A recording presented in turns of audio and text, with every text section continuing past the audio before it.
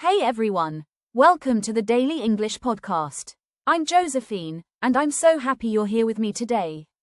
If this is your first time listening, thank you for joining. This podcast is all about helping you learn English in a simple, friendly, and practical way so you can feel confident in everyday life. Today, we're going to talk about something very useful: how to order coffee in English.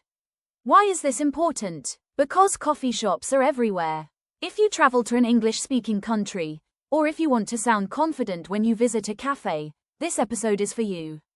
Before we start learning, let me share a quick story. When I first traveled to London, I was so nervous to order coffee in English.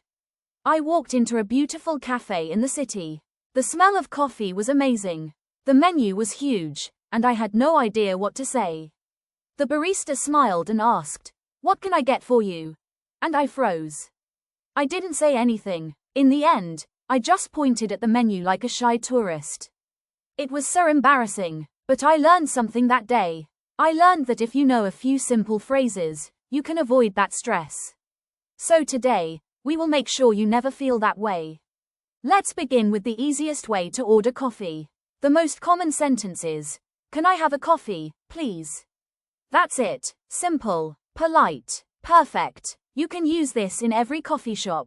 Let's say it slowly together in your head. Can I have a coffee, please?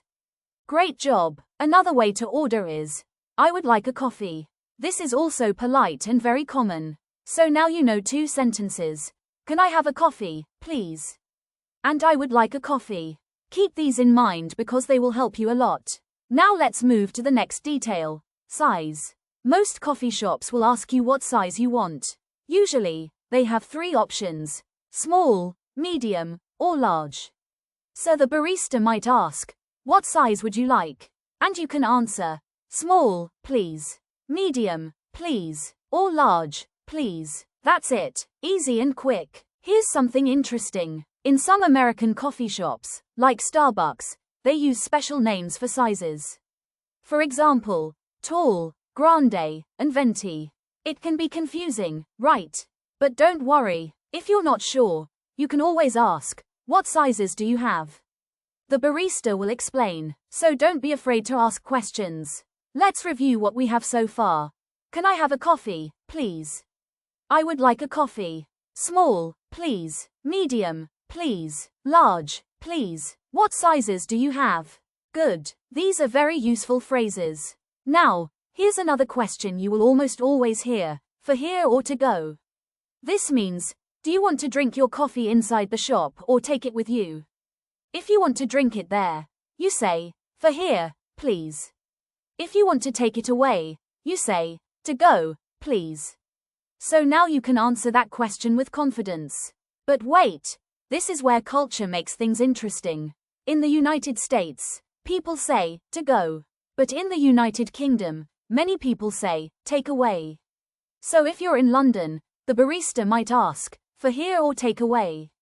It means the same thing. So remember both, to go and take away. Now let's talk about extras. Sometimes you want something special in your coffee. Maybe you want extra milk. Maybe you want a flavor like vanilla or caramel. How do you ask for that? It's easy. You can say, "Can I have extra milk, please?" Or "Can I have a vanilla latte, please?"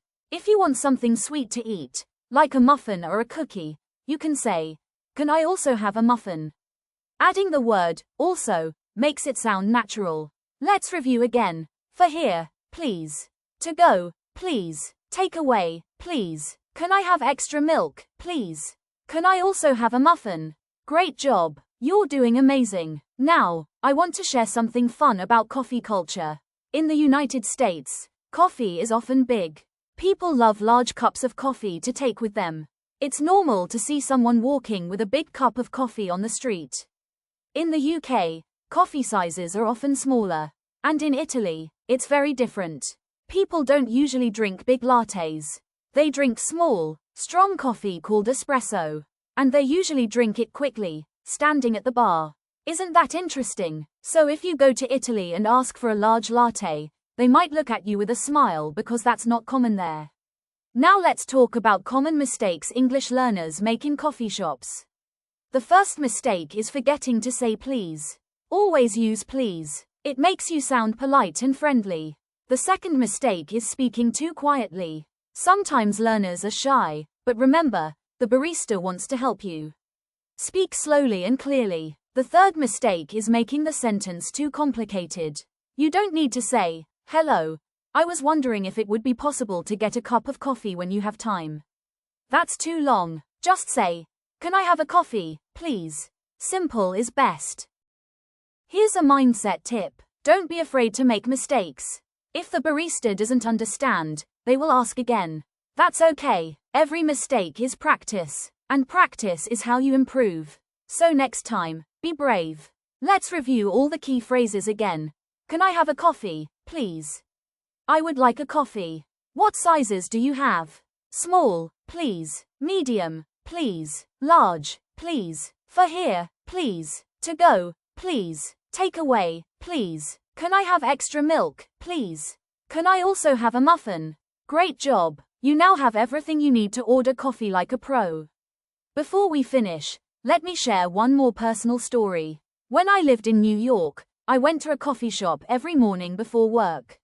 At first, I was nervous. But after 1 week, I started using the same phrases every day. Hi, can I have a medium latte to go, please? The first time I said it, I felt so proud. And the barista understood me. That moment gave me confidence. After that, ordering coffee became easy, and I felt ready to speak more English in other places too.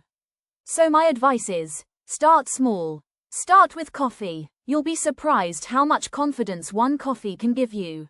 Thank you so much for listening today. If you enjoyed this episode, subscribe to the Daily English Podcast so you don't miss the next one. In the next episode, we'll learn how to ask for directions in English. Another very useful skill for travel. Until then, keep practicing, and remember, every small step brings you closer to fluency. Talk to you soon. Bye for now.